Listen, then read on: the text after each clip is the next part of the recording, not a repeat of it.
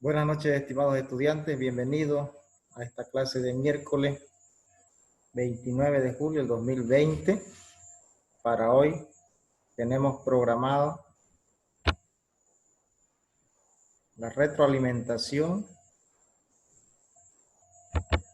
del tema número 5 de los vicios del consentimiento.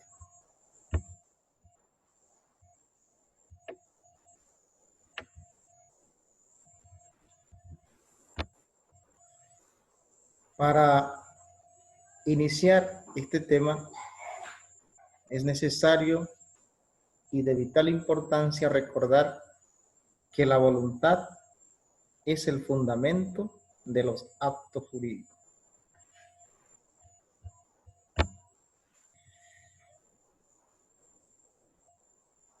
Y la voluntad tiene tres elementos importantes: el discernimiento, la intención y la libertad. Estos tres elementos configuran la voluntad. El primero de ellos, que es el discernimiento, no admite vicio. Consecuentemente, una persona o tiene discernimiento o no tiene, pero no puede estar viciado. Y la falta o ausencia del discernimiento invalida el acto. Así entendemos que un menor de edad no tiene discernimiento, un interdicto no tiene discernimiento. Ahora, la intención y la libertad, estos dos elementos sí admiten vicio.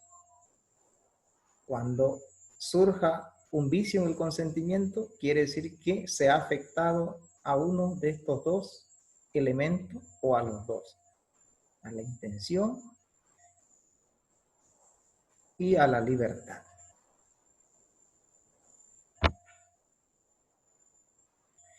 Vamos a ver cada uno de los elementos de la voluntad. Vamos a ver el discernimiento. Discernimiento es la acción de discernir.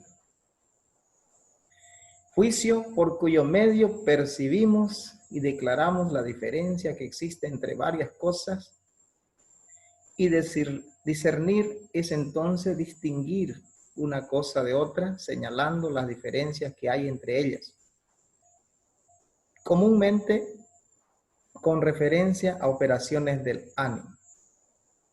Esto es de acuerdo al diccionario jurídico de Manuel Osorio. Otra idea de discernir es distinguir por medio del intelecto una cosa de otra o varias cosas entre ellas. Cuando una persona discierne algo, debe distinguir lo bueno y lo malo, lo correcto de lo incorrecto. Esta idea la hemos sacado del diccionario de Google. Entonces, este es el aspecto que no admite vicio, ya que una persona o tiene discernimiento o simplemente no tiene. Definición de intención. La intención es la determinación de la voluntad en orden a un fin, propósito de conducta, designio reflexivo de obrar o producir un efecto. Esto es de acuerdo al diccionario jurídico de Manuel Osorio. Cosa que una persona piensa o se propone hacer, idea que se persigue con cierta acción o comportamiento. A eso conocemos nosotros como intención. Y fíjense que cada uno de estos elementos está relacionado con la voluntad, con la capacidad, con la inteligencia. Veamos la definición de libertad. Estado existencial del hombre en el cual éste es dueño de sus actos y puede autodeterminarse conscientemente sin sujeción a ninguna fuerza o coacción psicofísica interior o exterior. Esto es de acuerdo a la definición de Smith, citado en el diccionario de Manuel Osorio. Esa es la libertad, entonces este elemento importante, donde el hombre es dueño de sus actos y puede autodeterminarse. Consecuentemente, podemos darnos cuenta que cuando se produzca un vicio del consentimiento, entonces se va a afectar a la libertad.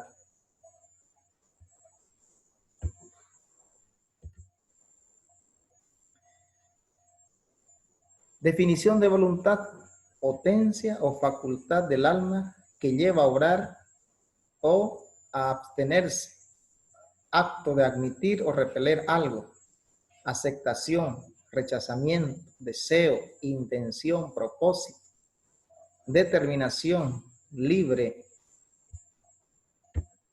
albedrío, elección libre, consentimiento, aquiescencia, carácter, energía psíquica, capaz de mantener o imponer el propio criterio y la resolución adoptada frente a la oposición y a los obstáculos. Toda esta idea hace referencia a la voluntad, de acuerdo al diccionario jurídico de Manuel Osorio. Fíjense y contemplen que acá, como parte de toda esta definición que engloba la voluntad, que es amplia por cierto, está el consentimiento. Así que el consentimiento importa la voluntad.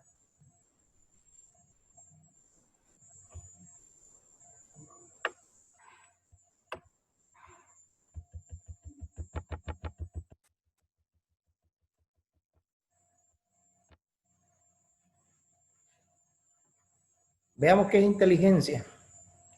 Facultad de la mente que permite aprender, entender, razonar, tomar decisiones y formarse una idea determinada de la realidad.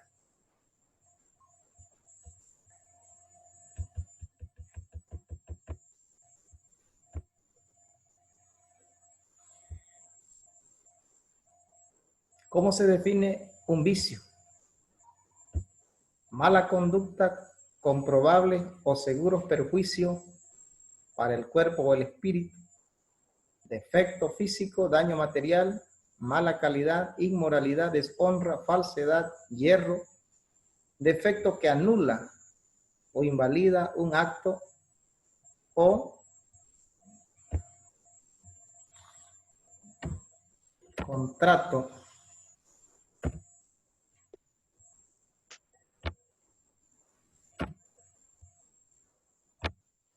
sea de fondo o de forma. Fíjense en esta definición de vicio, hemos resaltado con rojo la connotación del concepto: perjuicio, defecto, daño, falsedad, hierro.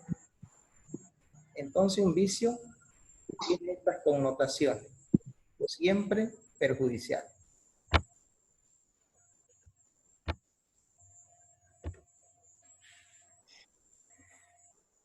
Ahora definamos vicios del consentimiento. Todo lo que afecta a la inteligencia, lo que restringe o merma la libertad y causa un defecto en el acto interno de la voluntad que importa el consentimiento. Esto hecho, manifestación o actitud con la que se anula o restringe la plena libertad o el pleno conocimiento con el que debe formularse una declaración. La última idea la hemos extraído de los apuntes jurídicos. Entonces, fíjense con las definiciones anteriores de voluntad, inteligencia y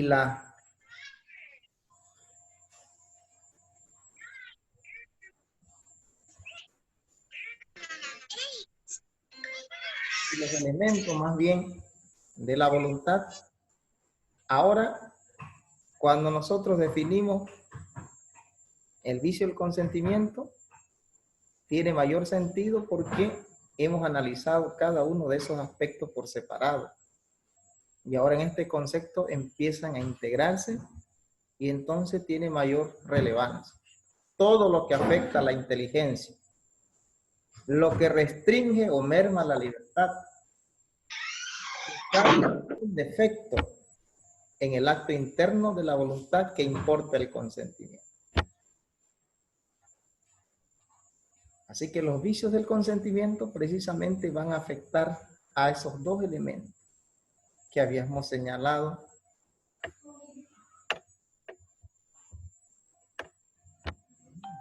acá, la intención y la libertad. No puede atacar al primer elemento porque eso no admite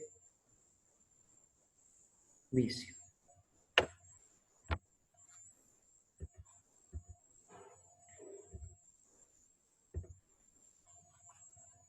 Condiciones necesarias para que el consentimiento haga surgir al contrato con plena validez.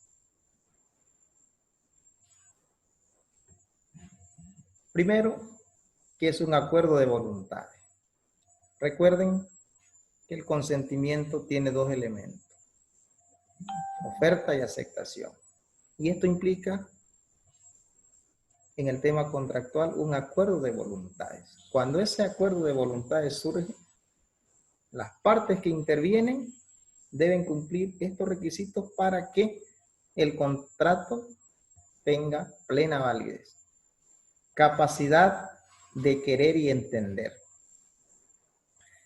Querer es estar en condiciones de aceptar o realizar algo voluntariamente. Esas capacidades que tenemos. Entender es tener la capacidad mental y la edad biológica para desplegar esa decisión. Ese es un primer elemento.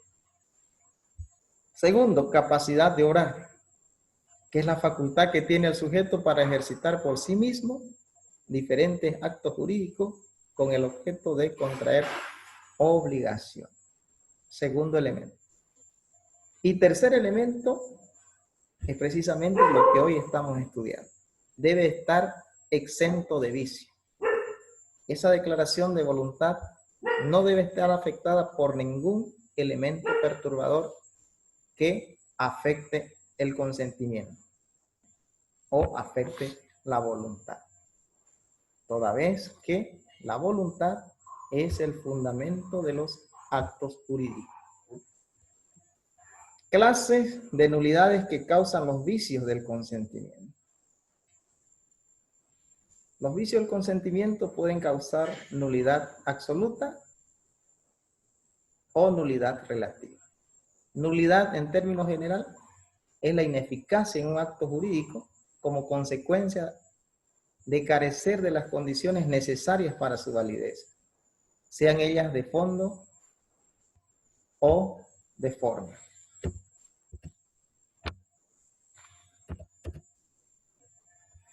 Entonces, la nulidad absoluta, que es la de fondo, el acto carece de todo valor jurídico, conocida como nulidad de fondo, porque sus defectos son sustanciales, es de orden público, no admite confirmación.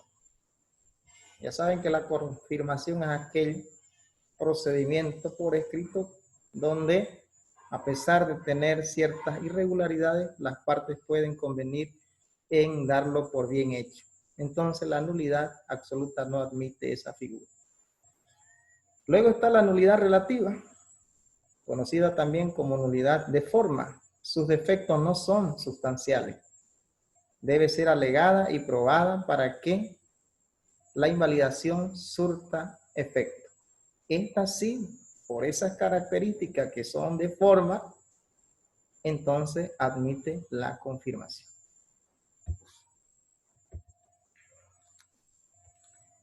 Clases de vicio del consentimiento. Son 3 los vicios del consentimiento: el error, la violencia y el dolo. El error se define como la falsa apreciación de la realidad Esto es creer verdadero lo que es falso y falso lo que es verdadero. La violencia es la presión ilícita que lleva a una persona contra su voluntad y por el temor de sufrir algún mal considerable a manifestar su voluntad que no habría expresado si su libertad hubiera estado separado de aquella presión. Entonces la violencia se ejercita para obligar a expresar el consentimiento. Dolo es el error provocado que resulta de un conjunto de artificios, maquinaciones, reticencias, de lo que se vale una de las partes o un tercero para arrancar el consentimiento.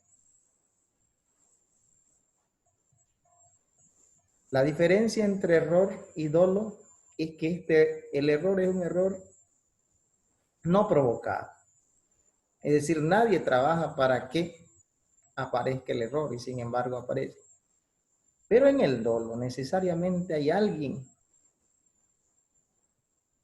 haciendo planes para que se produzca el error.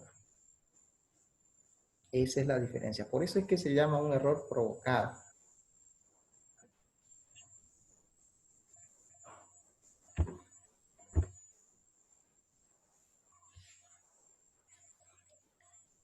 Por la importancia de estos elementos, vamos a ver estos tres elementos que configuran el concepto de dolo, que lo vimos en el concepto y lo vamos a separar para tener mayor apreciación o mejor apreciación. Artificio, maquinación, reticencia.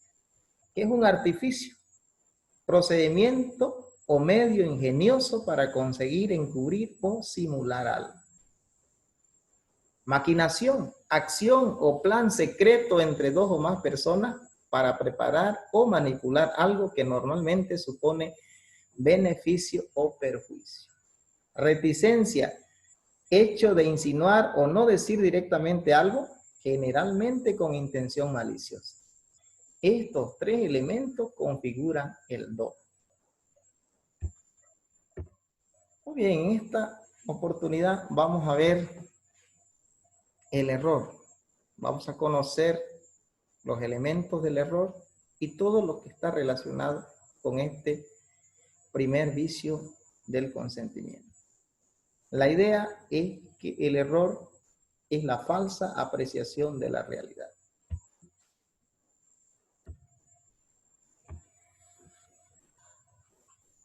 Para que el error invalide el consentimiento, debe tener estos tres requisitos. Debe ser determinante. Es decir, que sin ese falso conocimiento de la realidad, no se hubiera celebrado el contrato. A eso se llama determinante, sin el cual no se hubiera dado. Esencial, el error recae sobre la identidad del objeto, sobre la cualidad del negocio jurídico, sobre la cualidad o sustancia del objeto, o sobre la identidad y cualidad de la persona. Cuando recae sobre uno de estos aspectos, se considera que el error es esencial. Recognoscible. Posibilidad abstracta de advertir el error más bien ajeno, utilizando la normal diligencia o atención, aunque de hecho no se lo haya observado. Todo error que no tiene la cualidad de ser advertido será inexistente. No puede alegarse. Entonces, para que el error pueda convalidarse o para que el error pueda invalidar el consentimiento, debe tener estas tres características. Reconocible es que se pueda reconocerlo, que se lo pueda advertir, aunque de hecho no se lo haga, pero que tenga esa cualidad o esa posibilidad. Aquí hay que hacer el razonamiento si no se puede considerar error aquello que nunca ni nadie lo puede advertir, que uno no puede darse cuenta de que hay un error. Entonces, Si no se puede reconocer, si no tiene esa calidad, ¿cómo se lo va a demandar? ¿Cómo se lo va a alegar? ¿Cómo se lo va a demostrar? Es por ello que el error debe tener esa posibilidad de ser reconocido, aunque de hecho no se lo reconoce.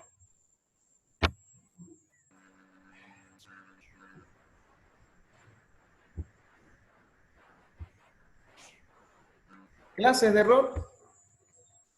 Hay error de derecho y hay error de hecho. El error de derecho cuando recae sobre el sentido o alcance de una determinada ley. Por ejemplo, celebrar un contrato de compra-venta con un menor profesional de 17 años sin representante. En el artículo 5, parágrafo 4 del Código Civil, establece que los menores pueden, los que ya son profesionales, los menores, pueden administrar sus propios bienes y disponer del fruto de su trabajo. A lo mejor con esto podría confundirse. Y si tiene alguna propiedad, podría entenderse que él tiene posibilidades de transferirla. Y sin embargo, sabemos que eso no es correcto, porque recién podrá hacerlo cuando adquiera la mayoría de edad, que es cuando cumpla 18 años. Entonces ahí hay un error. Otro ejemplo, contraer matrimonio con una madre soltera de 15 años de edad. A lo mejor como ya tiene hijos, podría pensarse que ya puede casarse. Pero de acuerdo a la normativa, el artículo 139 del Código Familiar y del Proceso Familiar establece que la edad para contraer matrimonio es cuando se alcanza la mayoría de edad, esto es 18 años. Y excepcionalmente podrá hacerlo con autorización de sus padres o del juez cuando tenga 16 años. En ningún caso 15. Entonces estos son ejemplos de error de derecho. Error de hecho, cuando recae sobre la naturaleza del acto jurídico o sobre el objeto del negocio, sobre la identidad de la cosa, sobre la materia de la que está formada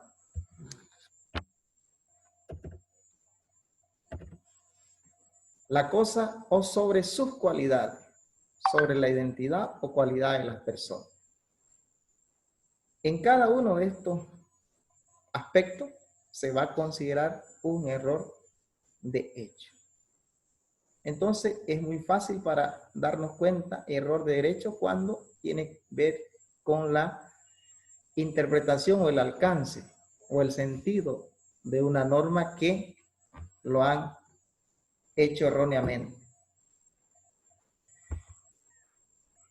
Y el error de hecho cuando se observa una de estas circunstancias.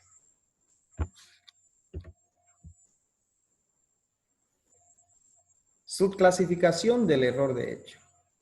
El error de hecho se subclasifica en error esencial, que lo podemos ver en el artículo 474 del Código Civil, cuando recae sobre la naturaleza o sobre el objeto del contrato, sobre la identidad de la cosa o sobre la prestación.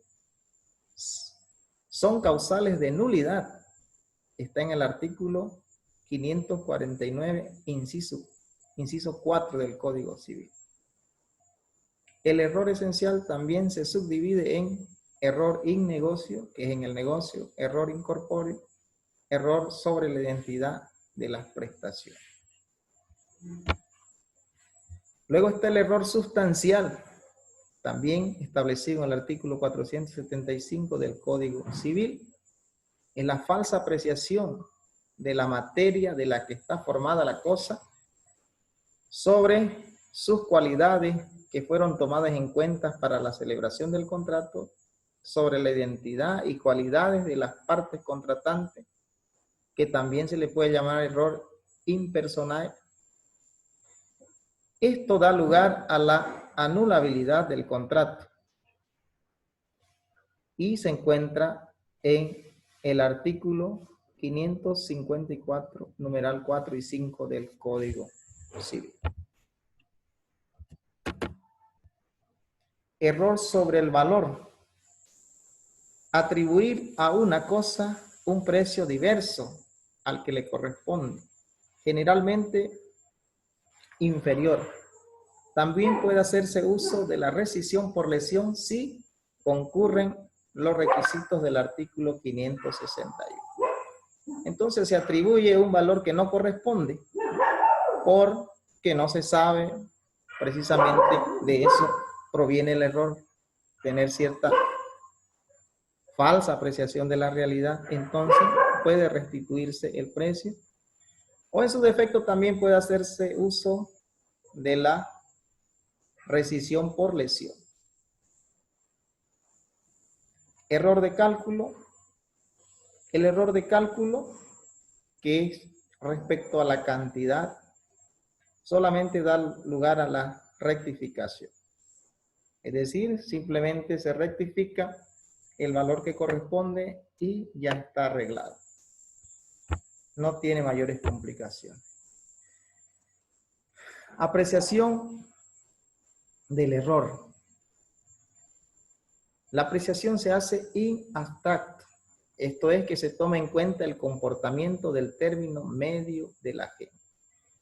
Entonces, la apreciación del error tiene esas características, que va a considerar el término medio de toda la G.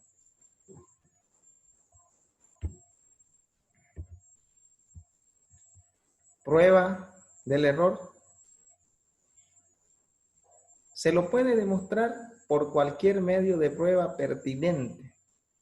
Y los medios de prueba ustedes los pueden revisar en el artículo 144 del Código Procesal Civil, que incluyen también las presunciones, y la carga de la prueba va a corresponder al errans o errado.